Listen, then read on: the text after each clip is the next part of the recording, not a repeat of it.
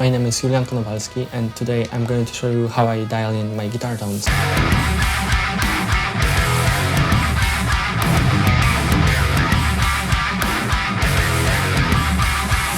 Before we get into the video, everything was tracked with my Strandberg Standard 6 and a Revv G4 pedal. So here's the session, and let's pull out the first signal chain. Usually the first thing that I do is load a VU meter just to see how hot I'm driving the preamp on my interface. Usually I try to keep it around -12, -11 dBs, and then straight into the Omega plugin.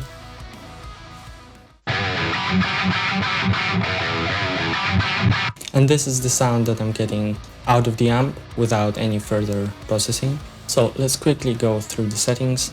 I'm using the high gain mode of the amp. I'm not driving it as hot as I would normally without the Revv G4 pedal. I'm using the KT66 tubes with this voicing, which scoops mids a bit, and that's why I'm adding them here.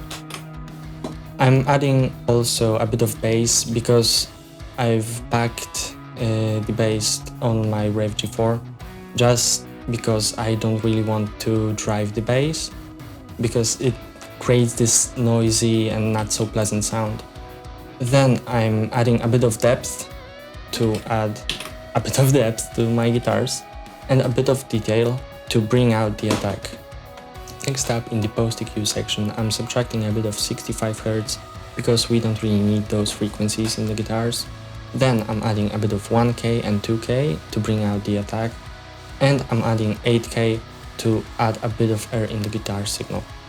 I'm subtracting a bit of 4K because these are really scratchy frequencies.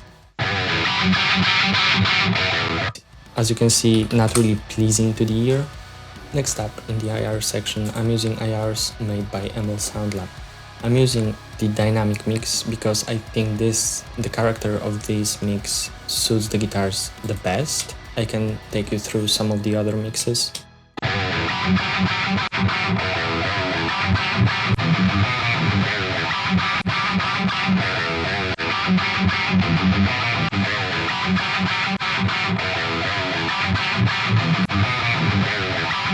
So as you can hear, the dynamic mix has this nice attack and nice sustain that I really like, because other mixes are either too bright or too dark for this context. When it comes to processing single coils, I'm not really doing anything different. I'm just backing out depth because we have all the low end we need in the humbuckers.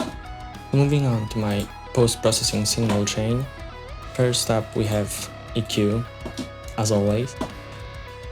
I'm doing this high-pass filter at around 100 Hz, and that's the move that I'm doing on all of my guitars always, because you want to make some space for the bass. And below 100 Hz there's not really a lot of information when it comes to guitars, so we don't really need that, and that creates distraction in the low end.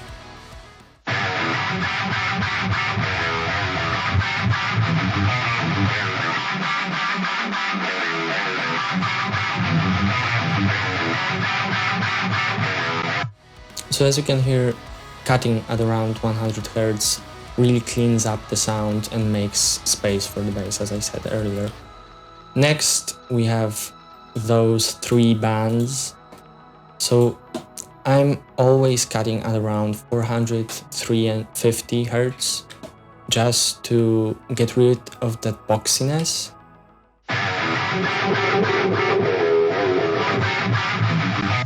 So these frequencies make your guitar sound really boxy and whistly. So usually a 2 dB to 3 dB cut really cleans up the sound. Then we have a little boost, just shy of 1 dB at around 1.6K to add a bit more attack, and a little boost at 7K to add a bit more air. Then we have these 4 cuts, and with these little notches I'm basically cutting the whistling frequencies.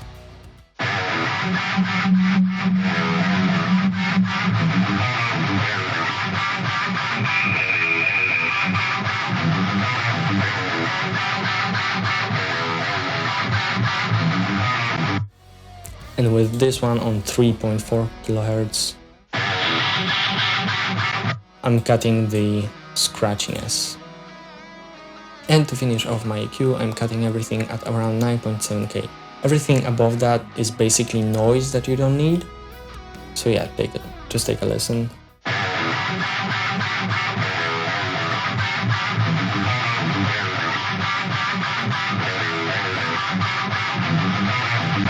So yeah, if you have a lower tuned guitars, you can cut a bit lower. The same goes for the high pass.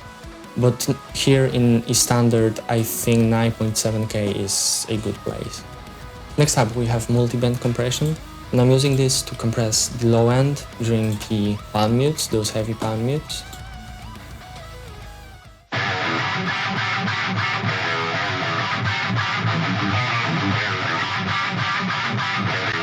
As you can see, I'm reducing about 2 to 4 dBs on those palm mutes.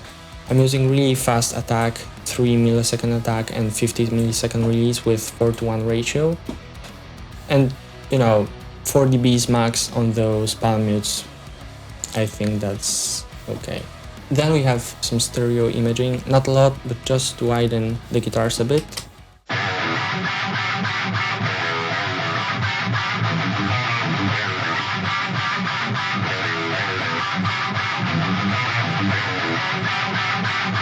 And coming towards the end of the chain, I'm using this plugin called TP Bassline just to make all of my subs mono, because we have a lot of guitars placed in stereo field. We don't really want to have bass in the stereo field. We want our bass to be mono. And at the end of the chain, we have a limiter. I'm reducing about 1 to 2 dBs of the guitars, but not constantly, just in those louder moments.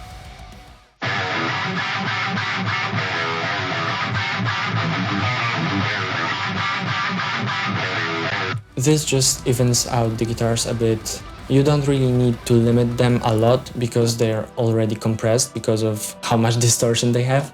So yeah. Let's just play everything at once now.